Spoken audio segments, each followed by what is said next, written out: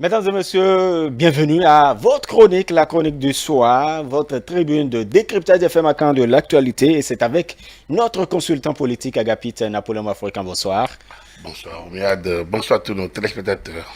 Le Bénin est 19e en termes de démocratie selon donc le classement de Economist Intelligence Unit, 19e sur 50 pays en Afrique. Le Bénin qui est classé donc dans la catégorie démocratie hybride. Agapit Napoléon Mafourican. Bonne nouvelle pour le Bénin. Oui, bonne nouvelle pour le Bénin, mais pas une nouvelle surprenante. En fait, ça ne vous surprend pas, vous. Non, ça ne peut pas surprendre. On était déjà dans cette dynamique de pays à démocratie hybride. De manière globale, on a même perdu 2 ou 3 points Exactement. entre le classement précédent et celui-ci. Il faut peut-être le dire. Et en même temps, se dire que oui, il y a suffisamment de bashing, il y a suffisamment de réactions, il y a suffisamment d'attaques contre le pays qu'on peut dire que le pays résiste très bien. Il résiste très bien parce que quand c'est les Béninois eux-mêmes qui attaquent le propre système, vous comprenez que ça peut créer le doute en des structures qui apprécient. Parce que pour qu'ils apprécient, ils écoutent également les locaux. Donc, tout ce qu'on a rabâché les oreilles, ce dont on a rabâché les oreilles en 2019 et 2020, vous voyez qu'on peut dire que de 2019 à 2020, le pays a suffisamment résisté. Le pays a résisté tout simplement parce que les processus, les réformes sont comprises dehors. Et les réformes ne sont pas personnalisées, les réformes sont institutionnalisées. Les réformes sont dans le sens du développement durable du pays. Les réformes sont utiles. Et beaucoup de partenaires, beaucoup d'instances de notation le remarquent si bien. Mais quand on a fini de dire ça, il faut reconnaître que le Bénin se maintient bien. On est deuxième dans l'espace UEMOA, il faut le dire, après le Sénégal.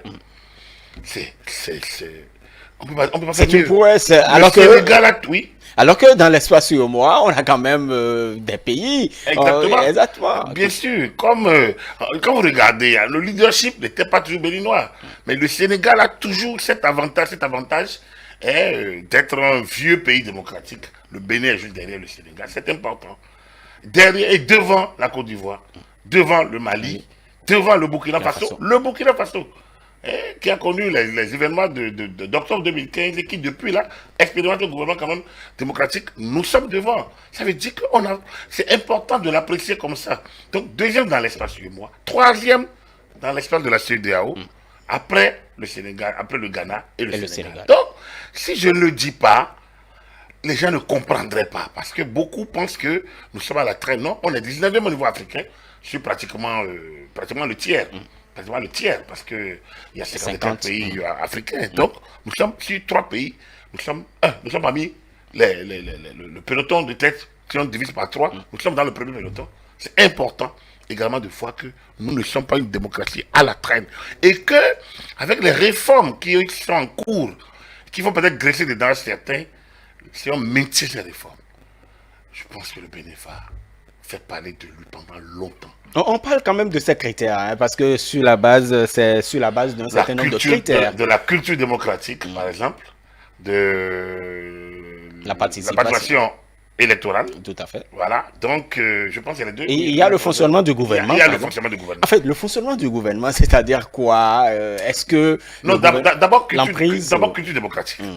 Le Bénin aujourd'hui, il n'y a pas, quand les gens disent oui, mon pays est autocratique, c'est la pire des dictatures, je pense que c'est un camouflé pour ces gens-là. Ça veut dire qu'ils sont béninois, mais ils ont des yeux peut-être de là où, d'autres endroits que le Bénin. Je pense que c'est important d'abord qu'ils le sachent. Que en matière de culture démocratique, le Bénin n'a pas de leçon à recevoir. En tout cas, pas dans les alentours. Comme je l'ai dit, dans la sous-région, le Bénin est le premier pays en dehors du Ghana, en Afrique de l'Ouest et donc du Sénégal, le Nigeria, la Côte d'Ivoire, le Burkina, le Togo. Donc, dans les pays limitrophes, le Bénin est le meilleur. Ça, il faut le dire. Il faut le dire et l'apprécier. En matière de culture, en matière de gouvernance électorale, en matière de culture démocratique, en matière de culture électorale et en matière donc de la participation au gouvernement. Le gouvernement, c'est un gouvernement d'ouverture, c'est un gouvernement du peuple, c'est un gouvernement issu des élections.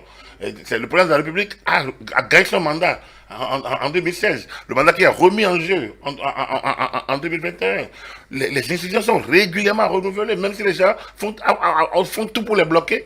Les élections ont lieu. Et ils sont ouverts à tous, elles sont ouvertes à tous. En déplaise à ceux qui ne veulent pas respecter Et justement parce que parmi les critères, il y a le processus électoral et le pluralisme. Exactement. C'est peut-être là qu'on a peut-être perdu un tout petit peu. Tout simplement parce que certains, comme je dis, le bashing, certains qui attaquent, qui pensent ils font du mal au pays, mais ils font du mal à un gouvernement, mais ils font du mal au pays. Mais n'empêche, mais maintenant, ça veut dire que les instances de notation comprennent le bien fondé des réformes, même si ça peut nous avoir nu un peu. Le gouvernement, le processus est pluriel, je vous l'ai toujours dit. Les élections, si c'est inclusif, il veut, les élections sont inclusives. Parce que les élections n'ont mis de côté personne.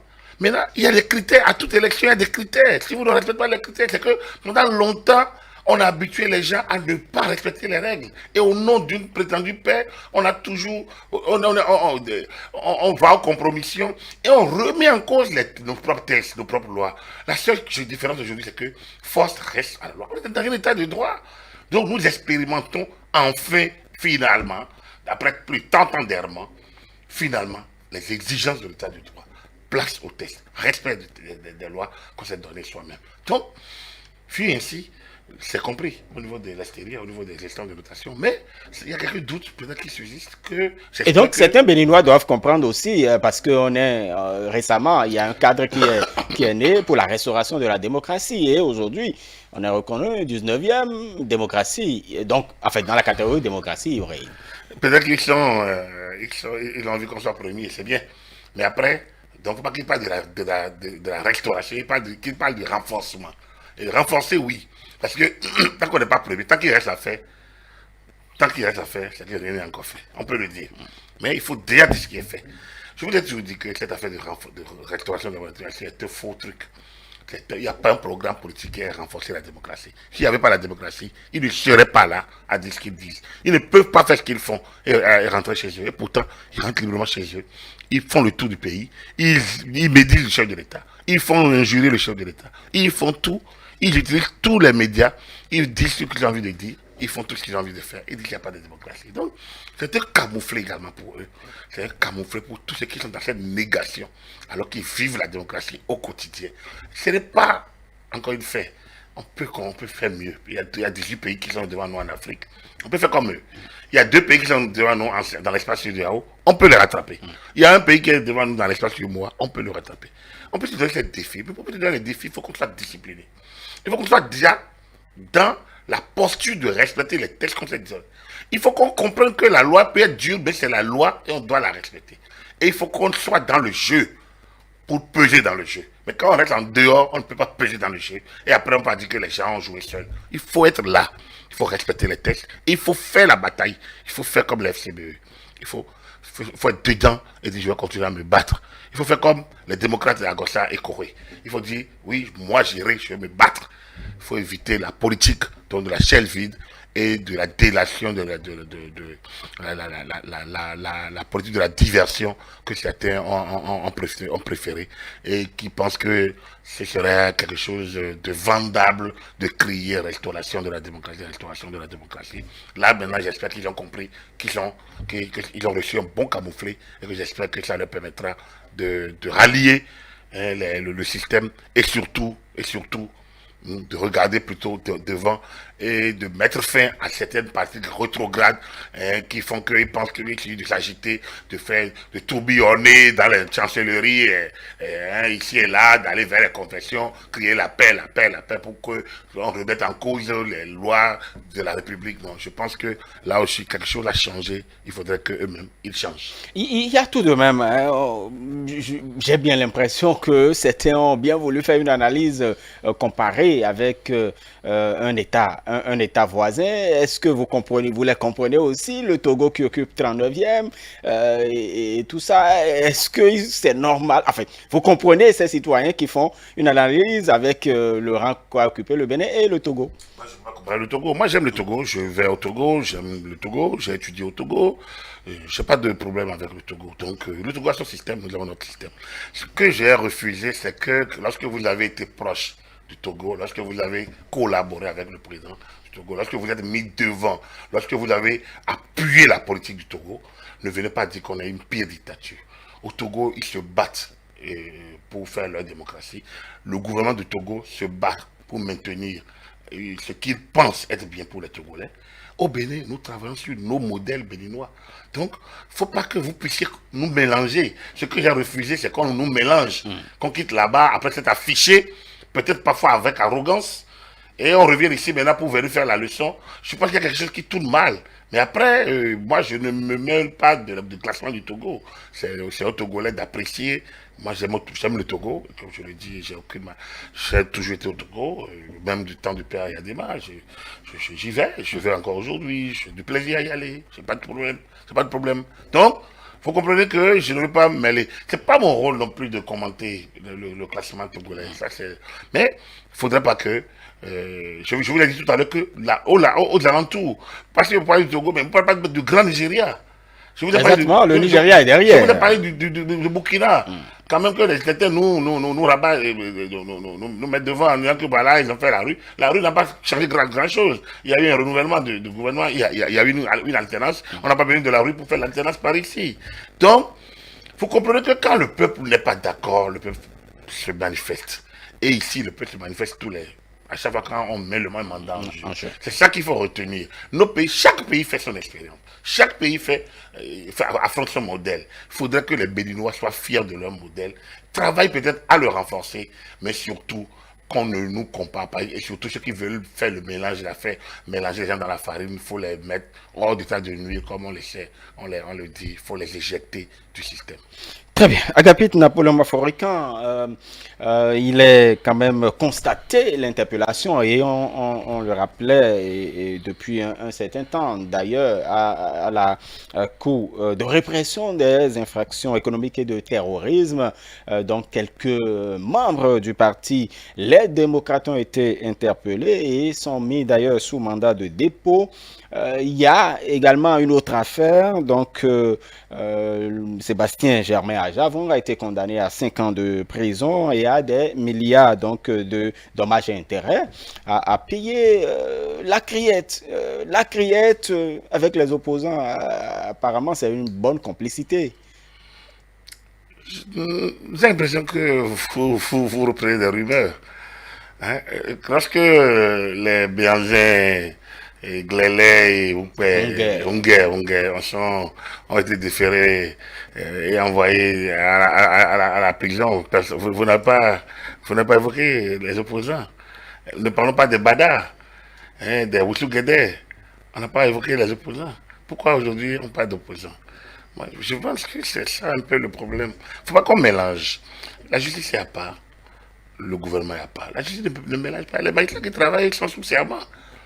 Après, oui, c'est la volonté politique qui fait avancer ces choses-là.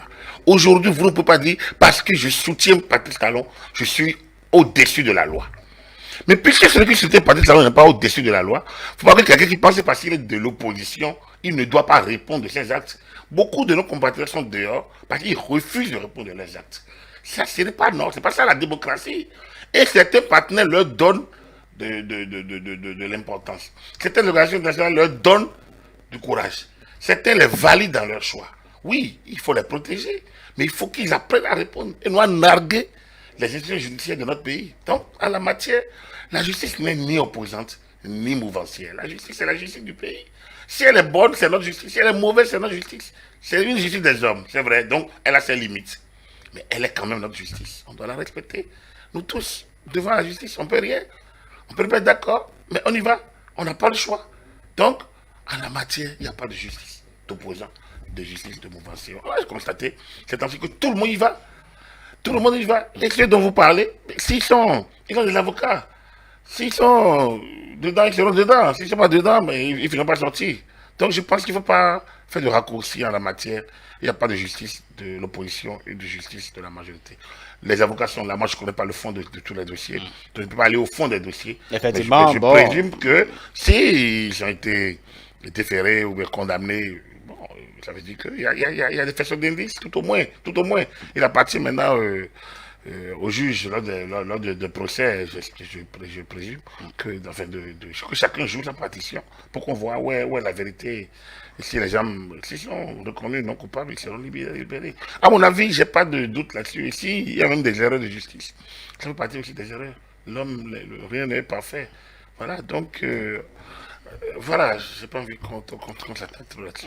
Très bien. Merci beaucoup à vous, Agapit Napoléon Maforican. Vous êtes notre consultant politique à ETélé, expert électoral par ailleurs. Mesdames et messieurs, merci donc d'avoir suivi la chronique du soir.